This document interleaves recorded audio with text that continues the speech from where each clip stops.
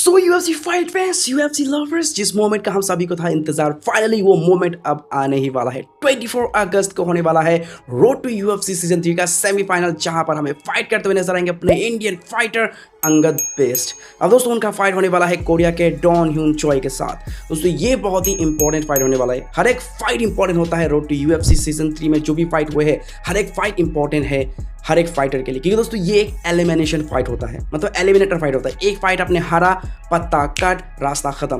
तो ये जो अंगद बिस्ट का जो फाइट होने वाला है ये बहुत ज़्यादा टफ तो होने वाला है, साथ ही साथ बहुत इंपॉर्टेंट भी होने वाला है, क्योंकि जीत उनके लिए बहुत ज़रूरी है ताकि वो जो ऑक्टागन का दरवाज़ा है वो उनके लिए खुल जाए। भाई रोड टू यूएफसी का मतलब ही तो यही है भाई। आपने भाई इस रास्ते पे अगर आपने सही से चला, सक्सेसफुल हुए, तो वो जो ऑक्टागन का रास्ता है ना, दरवाज़ा है, वो आपके लिए खुल जाएगा। जैसे अंगद बेस्ट यहाँ पर ट्राई करेंगे अपने लिए वो दरवाज़ा खोलने का, जैसे अंशुल जुबली ने किया था। एंड दोस्तों आपको बता दूँ, अगर ये जीतते हैं अंगद बेस्ट, जो ये सेमीफाइनल होने वाला है, अगर वो जीतते हैं तो मोस्ट प्रोबेबली उनका फाइट हो सकता है जो यहाँ पर कीरू सिंह साहतो कुछ तो है, सही बताओ तो मैंने उनका नाम अब लेना ही छोड़ दिया, मैं तो भूल ही गया, क्योंकि आपको पता है कितना ज़्यादा कंट्रोवर्सी हो गया था उनके बीच, मतलब इंडियन को लेकर कि ये वो इंडियन नहीं है, वो इंडिया को रिप्रेजेंट नहीं करते हैं, तो ऐसा वैसा कुछ तो हो सकता है। बहुत कीरू सिंह साहतो के साथ हो सकता है शायद उनका फाइट, अगर सेमीफाइनल में अंगद बिस्ट ने बीट कर दिया डॉन ह्यून चोई को। जब देखना होगा मतलब क्या होगा आगे, एंड बहुत ज़्यादा इंपॉर्टेंट है एंड बहुत ज़्यादा उत्सुक हूँ। एंड दोस्तों ये फाइट हम देख सकते हैं सोनी 10-2, सोनी 10-3, एंड अगर आपके पास है सोनी लिव का सब्सक्रिप्शन तो आप वहाँ पर भी इसको देख सकते हैं। तो बस होप करते हैं कि अंगद बिस्ट करे जीत हासिल एंड भाई और थोड़ा आगे बढ़े एंड धमाकेदार तरीके से यूएफसी में उनका एंट्री हो, मज़ा आने वाला है। तो आपको क्या लगता है, कैसा होने वाला है फाइट, इंटरेस्टिंग या फिर जबरदस्त? राइट यूएफसी फाइट फैन, चलिए बात करते हैं नेक्स्ट अपडेट के बारे में। तो गाइस रिसेंटली भाई मतलब कुछ हुआ ऐसा कि भाई मतलब क्या बोलूँ भाई, मतलब डेना वाइट भी खुद शॉक तो हो गए, बट उन्होंने भी रिस्पॉन्सिबिलिटी लिया है।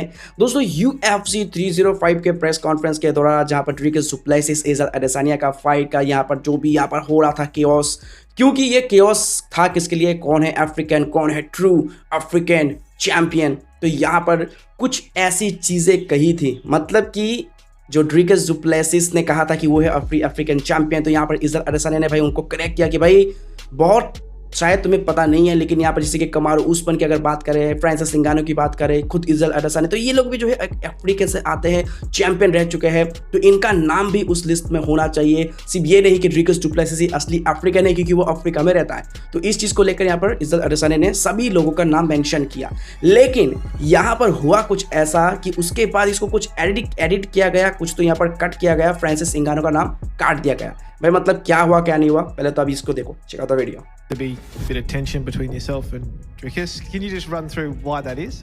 There's always tension whenever you fight anyone. This is a fight at the end of the day. We're not playing chess, we're fighting.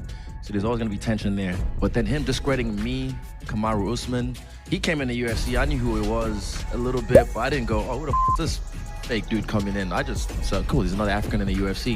That ticked me off a little bit. So that's what started this. But again, I'll finish it.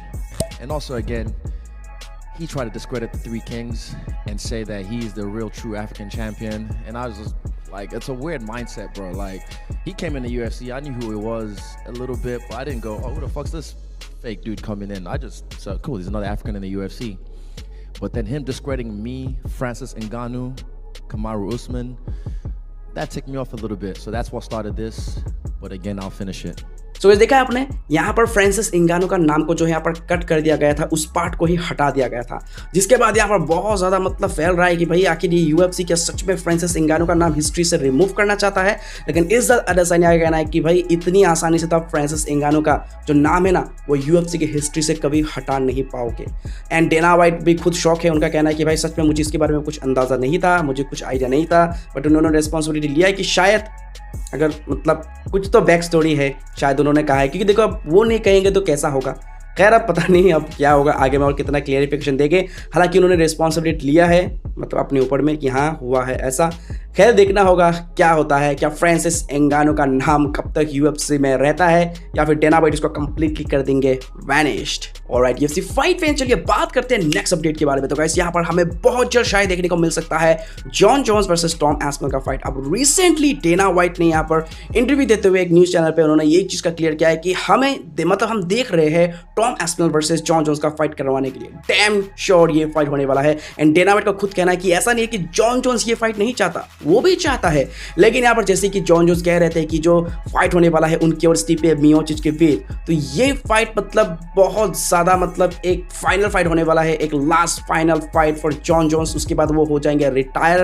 लेकिन दोस्तों यहाँ पर Jon Jones का कहना भी कुछ यही है कि अगर यूएफसी मुझे कुछ ऐसा ऑफर देगा जिसे शायद मैं रिफ्यूज ना कर पाऊं, तो मैं ऑब्वियसली टॉम एस्पनल के साथ फाइट जरूर से करना चाहूंगा। एंड डेना वाइट का भी कहना है कि भाई हम ये करेंगे, उसको कुछ ऐसा ऑफर देंगे कि वो रिफ्यूज नहीं कर पाएंगे, क्योंकि हम चाहते हैं इस फाइट को करना, क्योंकि ये बहुत बड़ा ह्यूज होने वाला है हैवीवेट डिवीजन में, हैवीवेट की हिस्ट्री में बहुत ज्यादा कमाल का ये फाइट होने वाला है। एंड दोस्तों साथ ही यहाँ पर डेना वाइट का कहना है कि अगर यहाँ पर जॉन जोन्स बीट करता है स्टिपे मियोचिच को एंड अगर वो अपना टाइटल को डिफेंड कर लेता है, तो उसके बाद नेक्स्ट हमें ये फाइट देखने का मौका मिलने वाला है, क्योंकि यूएफसी भी चाहता है टॉम एस्पनल वर्सेस जॉन जोन्स का फाइट करवाना। तो अब देखना होगा कि किस तरीके का यहाँ पर डील देते हैं, किस तरीके का ऑफर प्रेजेंट करते हैं जॉन जोन्स के अगेंस्ट यूएफसी कि वो उसको रिफ्यूज नहीं कर पाए, उसको एक्सेप्ट करना ही पड़ा। अब पता नहीं है कितना झोली भरेंगे जॉन जोन्स इस फाइट के लिए। आपको क्या लगता है आप कमेंट में कर देना जरूर से share. Right UFC fight fan, चलिए बात करते हैं लास्ट फाइनल अपडेट के बारे में। तो गाइस बहुत जल्द शायद ट्रिपल सी हेनरी सुहुडो नजर आएंगे प्राइवेट डिवीजन में। अब बैंटावेट में तो 2 बार उन्होंने हाथ मार लिया, रिटायरमेंट के बाद 2 बार कमबैक किया, दोनों बार उनको हार का सामना करना पड़ा। एक बार टाइटल फाइट जहां पर उनको मौका मिला था टाइटल फाइट के लिए फाइट करने का अगेंस्ट तब के चैंपियन एल्जामन स्टेर्लिंग के अगेंस्ट, लेकिन वहां पर भी उनको हार का सामना करना पड़ा स्प्लिट डिसीजन से। उसके बाद मुराफ डब्ल्यूडब्ल्यूई में उनका भी फाइट हुआ, लेकिन वहां पर भी उनको हार का सामना करना पड़ा। लेकिन यहाँ पर हेनरी सुहुडो का कहना है कि देखो फिलहाल मैं कुछ इंजरी से जूझ रहा हूँ, मैं घर पे जाऊंगा, थोड़ा रेस्ट करूंगा, पूरा अपने आप को तैयार करूंगा एंड उसके बाद यहाँ पर बातचीत करेंगे अपने फैमिली के साथ, सब कुछ देखेंगे क्या होगा। उसके बाद वो चाहते हैं फाइट करना फ्लाईवेट डिवीजन में। अब दोस्तों आपको पता होगा कि हेनरी सुहुडो 2 डिवीजन चैंपियन रह चुके हैं, फ्लाईवेट बैंटमवेट, तो वो अब फ्लाईवेट में जाना चाहते हैं एंड उनको यकीन है, वो पूरा कॉन्फिडेंट है कि फ्लाईवेट में ऐसा कोई नहीं है जो उनको बीट कर सकता है। यूएफसी 125 पाउंड में कोई ऐसा फाइटर नहीं है जो हेनरी सुहुडो को बीट कर सकता है, तो ये कहना है खुद हेनरी सुहुडो का। अब दोस्तों उनका कहना है कि देखो मैं ब्रैंडन मोरेनो से फाइट करूंगा एंड उसके बाद हो सकता है मुझे मिले नेक्स्ट टाइटल शॉट, क्योंकि दोस्तों बैंटमवेट में फिलहाल इतने फ्रेश कंटेंडर आ चुके हैं बहुत ज्यादा। डिवीजन फिगरेटो वहां पर है, मुराफ डब्ल्यूडब्ल्यूई है, तो भाई मतलब फिलहाल यहाँ पर काफी ज्यादा टफनेस तो है हेनरी सुहुडो के लिए। खैर अब देखना होगा कि फ्लाईवेट में क्या उनका किस्मत चमकता है, अब देखना होगा, क्योंकि बैंटमवेट में तो 2 बार किस्मत आजमा चुके हैं, चमकाने से रहे वो। अब देखना होगा कि फ्लाईवेट में क्या कर सकते हैं। उनको तो यकीन है कि दोबारा उस गोल्ड को जीत लेंगे जो उन्होंने कभी हारा नहीं था, बस छोड़ा था।